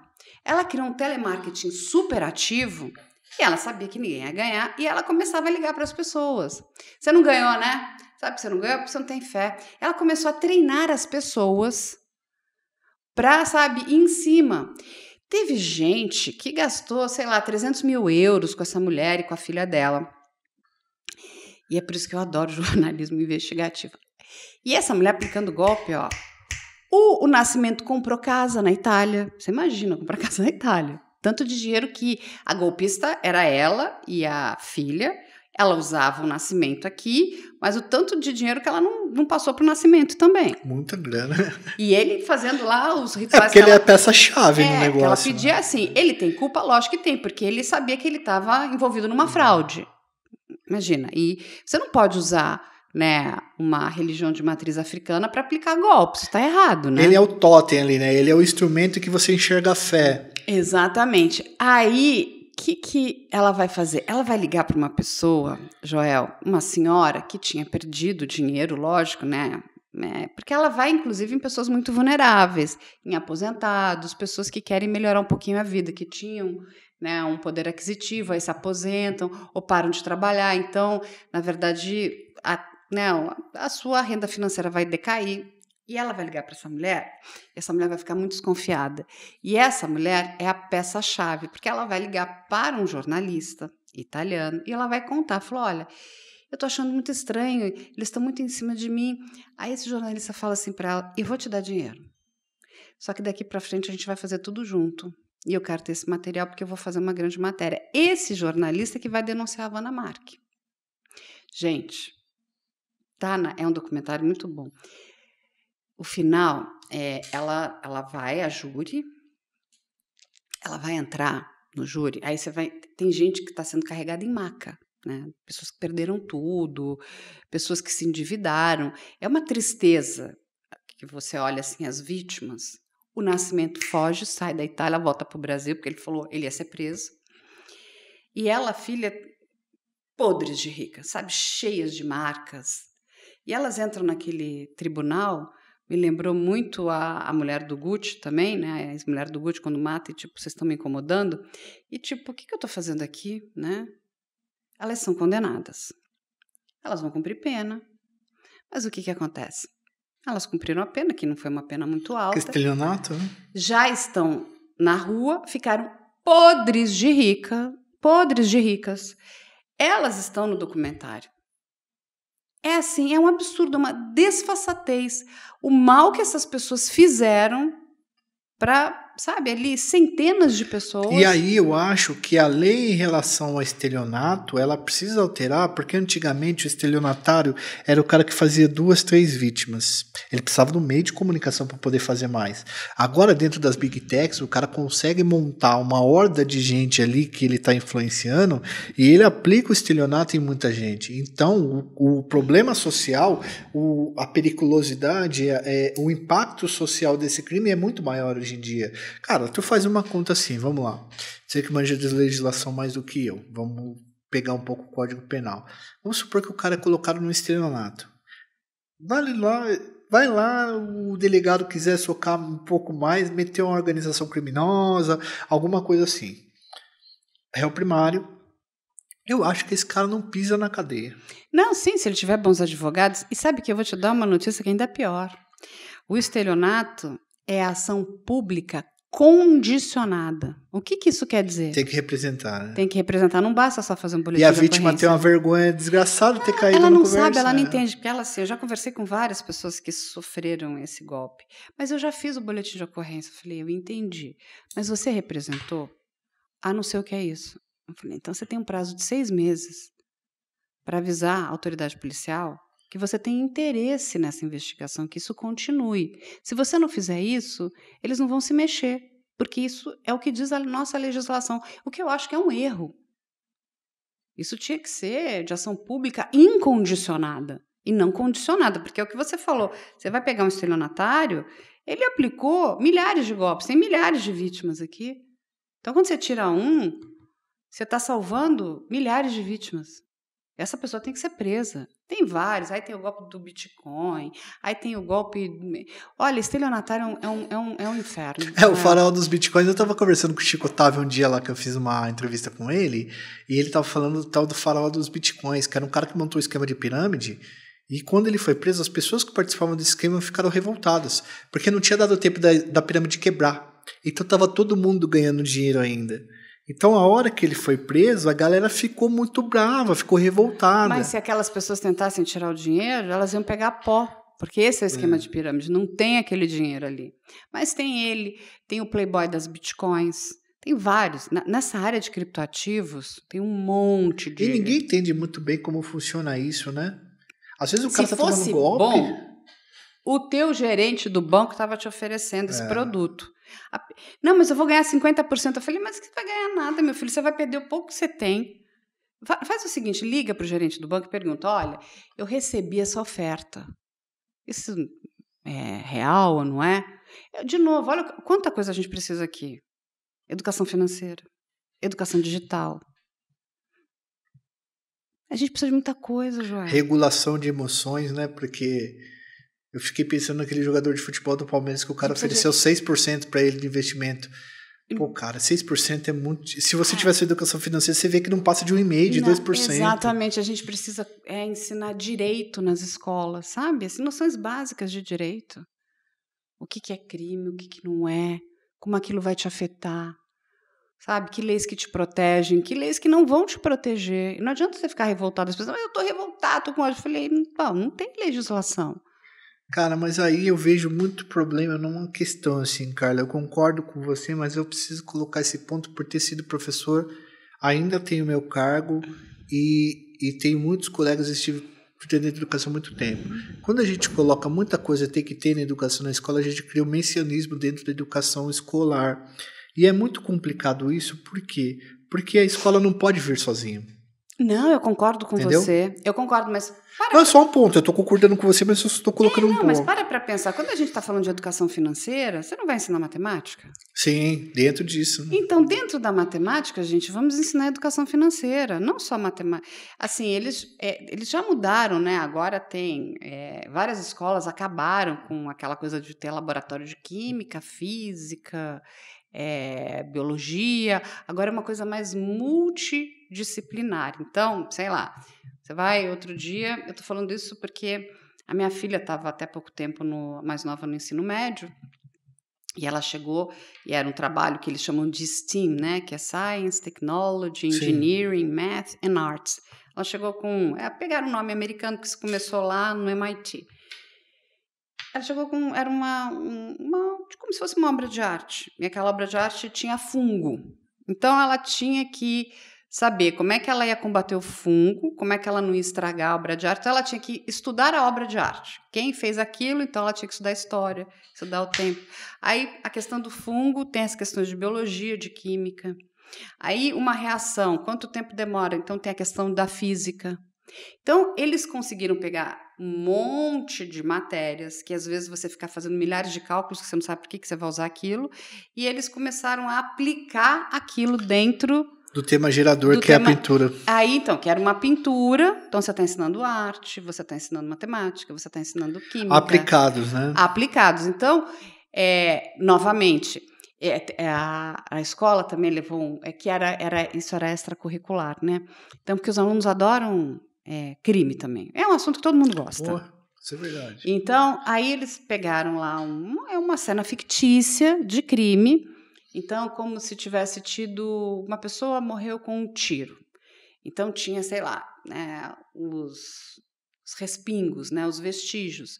Então, eles tinham que calcular a trajetória da balística, do pingo, qual era... Então, eles estavam estudando física. Só que ficou uma coisa divertida. É isso que eu digo, entende? Você trazer o que é da cultura popular das pessoas, o que é o desejo, para dentro da sala de aula. Tem um professor, não sei se você conhece o nome dele, é William Borghetti. Não. Ele é neurocientista. E ele está muito também antenado nessas coisas do Discord, né? Ele acompanha a gente aqui bastante. E ele falou, Carla, sabe o que eu fiz para atrair a atenção dos alunos? Ninguém queria fazer os trabalhos, ninguém queria fazer nada. Eu falei, vamos assistir lá um vídeo da Carla. Agora a gente explica tudo. Como estava no universo daquelas pessoas, eles se interessaram pelo trabalho. Todo mundo não só assistiu, como fez o trabalho. Me trouxeram dúvidas, me trouxeram as suas angústias. É isso que eu digo, a gente tem que... Como é que a gente consegue trazer isso tudo para dentro? É um desafio. Tem que sair daquele que não, vou ensinar matemática assim. Como que eu posso... Por exemplo, eu lembro a minha filha também, mais nova, com algumas dificuldades em história. Eu falei assim, eu vou ensinar a história de um jeito que essa menina vai adorar. Porque assim, você tem que decorar de quando a quando, data, aquelas coisas que, gente, quando é chato, aquilo não retém no cérebro, você sabe disso. Sim. E um monte de data, um monte de período, um monte de não sei o que lá, e era exatamente sobre a Revolução Francesa. Eu comecei a contar para ela todos os bastidores. Como?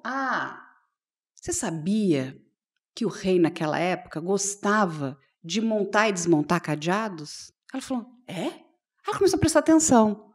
Então, são detalhes que não tem, vamos dizer assim, eles não fazem a menor diferença, mas eu consegui trazer a atenção dela. E você sabe como é que eles estavam quase conseguindo fugir? Porque naquela época ninguém sabia quem era o rei ou a rainha. A plebe não convivia com eles. Não é que nem hoje, não tinha jornal. Como é a cara do rei? Ninguém sabia. Como é a cara da rainha? Ninguém entrava no palácio. Você joga uma curiosidade e depois você desenvolve o conteúdo. Exatamente. Aí você vai contando, e aí é o seguinte, porque tinha a imagem deles cunhada na moeda. Quando eles estavam quase atravessando a fronteira, opa! E era uma imagem bem mal feita, que não é essa imagem hoje da nossa Casa da Moeda, né? É assim que eles são pegos. Eu sei, mas assim, ó... Aí você vai... Mas eu tô querendo dizer assim, você vai trazendo essa curiosidade, porque aí vai pesquisar. Aí, aí você usa isso aqui que a gente tem, que é o nosso telefone ou o computador, porque aí vai procurar, até para saber se o que eu estou passando para ela de informação estava correto. Ela falou, mãe, olha aqui que é legal mesmo. E foi assim. E ela vai descobrindo, começou a estudar, e aí conta para amiga, aí que não sei o que lá. Então você saiu só daquela coisa muito, vamos dizer, né, dura, rígida, não sei o que eles acham chato, para alguma coisa mais, vamos dizer assim, divertida. E você vai trazendo curiosidades, você vai trazendo costumes da época. E ela não tinha menor... Ninguém parou para pensar que um plebeu não sabia como era a cara do rei e da rainha. Falei, minha filha, não tinha televisão, não tinha revista. Na verdade, o plebeu, o camponês, ele nascia e morria num espaço muito pequeno de vida, né? Ele não sabia quem era o rei, entendeu? Eles não... Por exemplo, Catarina, quando vai chegar na Rússia... Ela vai, porque ela podia ser morta, né? Uma viagem de meses, como se ela fosse uma plebeia. Porque se soubessem que ela era, né, uma nobre, ela poderia ter sido morta. Então, são essas as curiosidades que você vai passando e vai contando, e você vai estimulando as pessoas, porque as pessoas acham, não, naquela época não tinha internet, naquela época não tinha revista, não tinha rádio, não tinha nada. Eram cartas.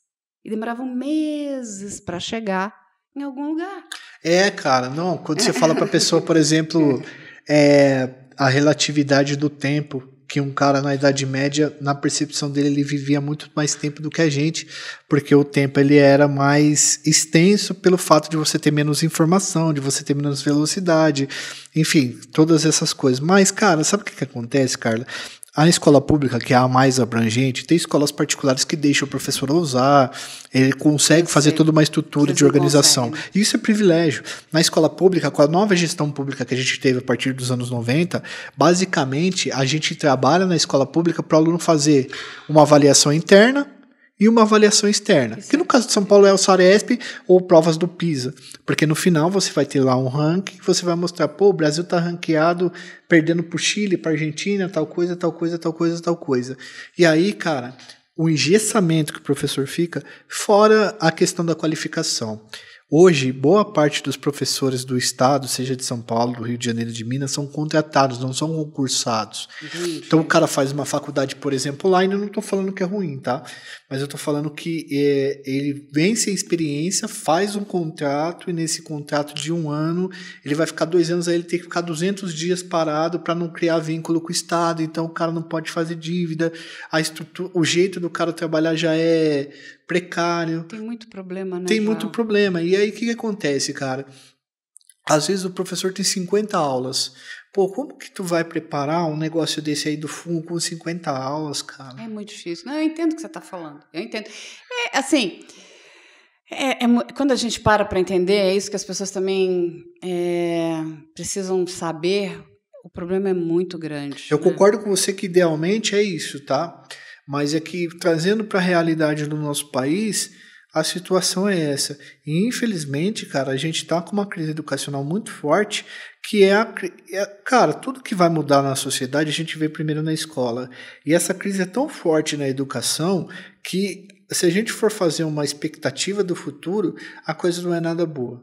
Sim, e eu não sou pessimista. Eu sou um cara que tenta ser realista, mas a coisa ela vai ficar ruim mais do que já está. Eu adoro os professores. O que eu puder fazer para ajudar os professores, a nossa educação, porque eu também concordo. Se existe uma maneira da gente virar o jogo, é através da educação. Eu não consigo achar outra maneira.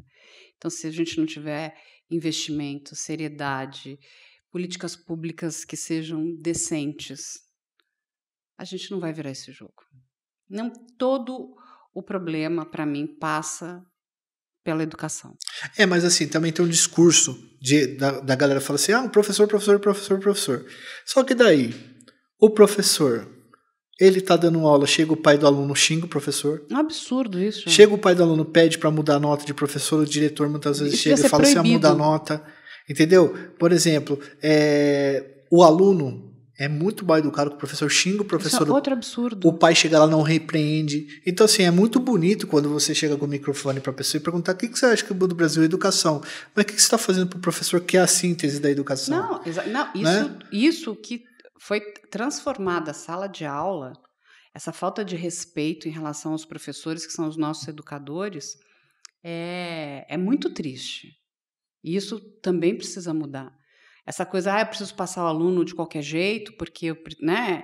Não adianta você avançar com a pessoa se ela não tem as capacidades necessárias. Porque, de novo, o conhecimento é algo que você vai adquirindo, é como se a gente fosse construir uma casa. Mas eu já quero estar no topo. Meu filho, se você não tiver a base sólida, você não consegue, né? Vai cair essa casa. Essa casa não se sustenta. Aí a gente vai ver, né, os problemas cognitivos que a gente está vendo. Uma pessoa acha que, né, não aconteceu o Holocausto. Ela tem um problema cognitivo sério ali. Mas, por exemplo, Carla, quando eu trabalhava na educação, sei lá, eu cheguei a ganhar, numa época, R$15 por aula. Então, eu preparava um baita de uma aula, lendo, fazendo tudo e tal, e dava 2 aulas, ganhava R$30. Hoje eu trabalho mesmo tanto fazendo um vídeo para o YouTube e ganho, num vídeo normal, 20 vezes mais. Para quem que eu vou vender minha força de trabalho e o meu talento? Então a gente está perdendo os bons professores. Entendi também. Porque daí a escola particular oferece mais dinheiro, o professor acaba indo lá para a escola particular por mais liberdade e tal, ele está buscando a carreira dele, e eu não estou falando que na escola pública tem professor ruim, tem muito professor muito bom, que continua lá fazendo o serviço, o trabalho dele muito pesado e tal. Mas você precarizar a profissão de professor na escola pública é você fornecer mais privilégio para quem é privilegiado. Isso tudo é muito triste, isso a gente precisa mudar essa realidade, né? Os nossos professores precisam ser bem pagos, precisam ser valorizados, precisam ser respeitados. A falta de valorização e de respeito, e eu tenho acompanhado isso bastante também, isso é muito triste, isso é inadmissível. Mas é um problema sério, né? Que de novo, aí é um problema não só de política pública, mas aonde que você quer colocar os seus investimentos, né? Porque tem investimento. Quando a gente pensa no dinheiro que o Estado tem, é dinheiro dos nossos impostos. Eles estão sendo empregues aonde? Eu, Carla, preferiria 1000 vezes que fossem empregues nos professores. Em melhores condições para essas pessoas, porque essas pessoas vão formar, né, as pessoas que vão ser a força de trabalho do nosso país. Né? O Brasil ele é o que ele é pela qualidade das pessoas que ele vai formando, né, e vai trazendo. Então, se você não está formando nada bom, o que a gente vai ter lá na frente? A gente vai ter um problema muito sério. A gente já está tendo, não é nem lá na frente. O problema já está aqui hoje. Ele é real. Você vai aumentando a questão da violência. A gente tem que... quando eu falo que ter educação, é ter educação em todos esses sentidos. Investimento nas escolas, nos professores, investimento no respeito dentro da sala de aula. Assim, isso está errado. Um pai que acha que pode meter o pé na porta e falar para o professor que o professor tem que praticamente obedecer os desejos do filho dele, porque ele não consegue, né? Porque, na verdade, aquilo é um problema dele, né? Dele como família,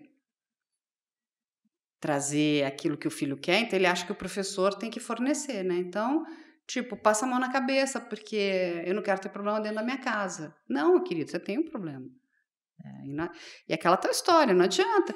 Aí o que o professor faz? Tá bom, é para passar, ele passa, tá aí, vai. O que você vai ser lá na frente? Nada, né? Você sabe disso, Joel. Porque o mercado de trabalho, ele é cruel. E eu entendo que ele vai ficar cada dia mais cruel. Porque ele quer pessoas qualificadas. Cara, e que mercado de trabalho também, né? A gente está numa situação que boa parte das pessoas aí estão trabalhando por aplicativo, estão tentando trabalhar aí com o que consegue, com o que acha, cara. Sei lá, assim, é muito problema para a gente pensar em uma solução que seja de médio prazo, pelo menos, né? Eu acho que eu não vou ver, cara. Eu acho que eu não vou estar aqui mais, entendeu? Será, Joel? A gente vai tentando. Não, faz, mas é embaçado. A gente vai tentando. Joel, eu adorei conversar com você. Você volta mais vezes? Quando você chamar, querida, eu adoro conversar com você. E aí, a gente vai chamar você também para investigação criminal, porque, de repente, a gente tem sempre pautas ali que tem uma questão de, sabe, social, uma questão que a gente pode trazer, né, um momento histórico para explicar para as pessoas. E é muito bom valorizar pessoas como você. Obrigado, querida. Obrigado pelo convite. É uma honra estar aqui. Sempre acompanhei os conteúdos de investigação criminal da Madland. Desde a época dos streams, assim, que eu comecei a pegar, né? Continua lá também, estão na Prime, na Discovery. Estão na Prime, né? Tal. Eu até falei pro pessoal ali, eu assisti o filme do Maníaco do Parque e eu achei, assim, com bastante... Eu não achei tão divertido, tão interessante, né? Não sou crítico de cinema, mas eu não achei tão interessante. E aí eu tô aqui sugestionando que assista os seus documentários sobre o assunto. Documentário nosso. Assim... Eu sempre vou preferir também os documentários, né? Para quem gosta, até para você, porque eles são mais fidedignos, né? A história. Ali é uma ficção, então tem toda uma licença poética também. Eu ainda não vi, então não consigo nem criticar. Eu vi que algumas pessoas estão enfim, criticando. Eu gosto muito do ator que faz o personagem do maníaco. Eu acho que ele é um excelente ator. Eu também gosto, mas assim, o filme não conseguiu aproveitar ele. Então, mas é o que a gente diz, às vezes, se o roteiro não está muito bem estruturado, se a direção... O ator não vai salvar, né? Na nossa área a gente fala muito, né? Ator não salva roteiro ruim, nem uma direção precária. Eu não vi, então não sei. Estão falando também de um livro, né? Um livro bem fantasioso que foi escrito sobre o Maníaco do Parque também. A gente até vai trazer aí também um psicólogo forense que conhece muito a história, né? Porque criaram uma narrativa onde o Maníaco do Parque cometia os crimes porque era gay. Eu falei, não, isso não está escrito, essa bobagem, né? Entende? Até porque uma das questões do perfil, né, antissocial, né, que ele leva, que é o psicopata, né, o transtorno antissocial, o psicopata, ele é um promíscuo sexual. Então, número 1, ele pode manter relação sexual com absolutamente tudo. É a primeira caixinha, dificilmente você vai encontrar um psicopata que cometeu crimes que não tenha essa caixinha ticada, né? Que que tem essas características. Mas aí então, sabe, tem muita lacração, né? Eu não manjo nada disso daí. A gente estuda muito, mas eu falei, o problema todo, sabe o que é? É muito bom quando a gente tá perto, senta e conversa com pessoas sérias, que estão fazendo coisas sérias. O chato é quando você tem que ficar... desfazendo fake news, sabe, desmontando sua fofoca. Naquele dia mesmo, né, lá do Vilela, quando a gente estava falando lá de Pofideri, as pessoas, às vezes, elas querem mais viajar numa história que, enfim, não tem nem pé nem cabeça, do que acreditar, né, nas coisas que são, de fato, reais. É que a teoria da conspiração ela traz aquela sensação meio clandestina, deu seu negócio que você não sabe e tal, né? Ela substitui um pouco o conhecimento mesmo, tipo, olha, eu sei disso daí que Pô, o Diddy tinha um túnel que ligava ele da casa do Michael Jackson e matou o da Leste. Eu falo, os caras tá viajando, tá? O túnel dele chegou até aqui em São Paulo, você nem sabe. Ele é um túnel que veio, cruzou, né? Uma parte do oceano. Meu querido, tem um momento aqui meio filosófico do programa, são 5 perguntas. Certo. Eu vou pedir para você escolher uma e responder para a gente aqui, ó. Vamos ver o que o Joel vai escolher. Eu leio ou você lê? Você pode ler, fica à vontade. Vamos escolher esse aqui, então. Histórias de investigação criminal satisfazem uma necessidade humana de resolver mistérios e buscar a verdade? Eu acho que histórias de investigação criminais, elas trazem para as pessoas, além de uma história bastante interessante que é real, eu acho que traz uma satisfação de alívio, uma sensação de alívio.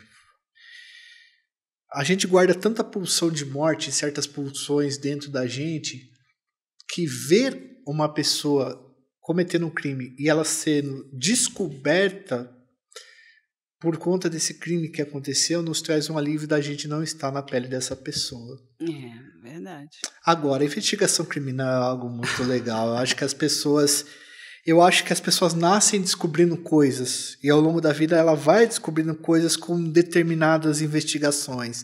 Então eu vejo minha mãe, corta-se meu cordão umbilical, eu tô fora da minha mãe e eu percebo que ela já não é a mesma coisa do que eu. Eu sou colocado num berço entre um homem. Eu começo a perceber que tem 2 pessoas que entram e saem. Aí eu começo a perceber que quando eu choro há alguma coisa que eles fazem. Esse tipo de investigação, ele faz parte da nossa vida. Não, é verdade. Todos nós somos investigadores. A questão é se você quer, né, melhorar essa sua capacidade, né, ou não. Mas todo mundo pode investigar. Eu adoro investigar. Nossa, eu também. Eu acho que é maravilhoso. Joel, adorei ter você aqui conosco. O Joel vai voltar outras vezes. Já vai ficar aqui amigo do Investigação Criminal. Muito obrigada. Então, hoje conversamos aqui com o Joel Paviotti e esperamos vocês na próxima semana com mais um Pode Ser.